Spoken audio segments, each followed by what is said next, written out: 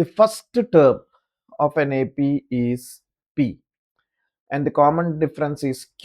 Then its 10th term is നമുക്കിതിൽ കാണാൻ പറ്റുന്നതെന്ന് പറഞ്ഞാൽ ഫസ്റ്റ് ടേം എന്താ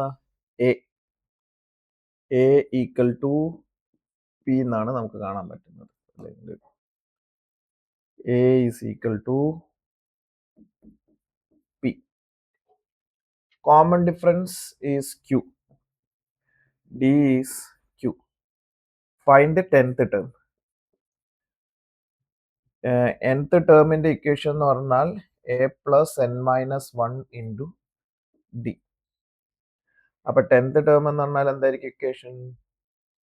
എ എന്ന് പറഞ്ഞാൽ P plus 10 minus 1 into D. D എന്ന് പറഞ്ഞാൽ ഇതിൽ ക്യൂ ആണ്. So this is equal to P plus 9q. ഇതാണ് 10th ടേം. അപ്പൊ ആൻസർ എന്തായിരിക്കും ഇവിടെ? സി. ഓപ്ഷൻ സി ആണ് ഇതിന്റെ answer. P plus 9q. Solution C, P plus 9q.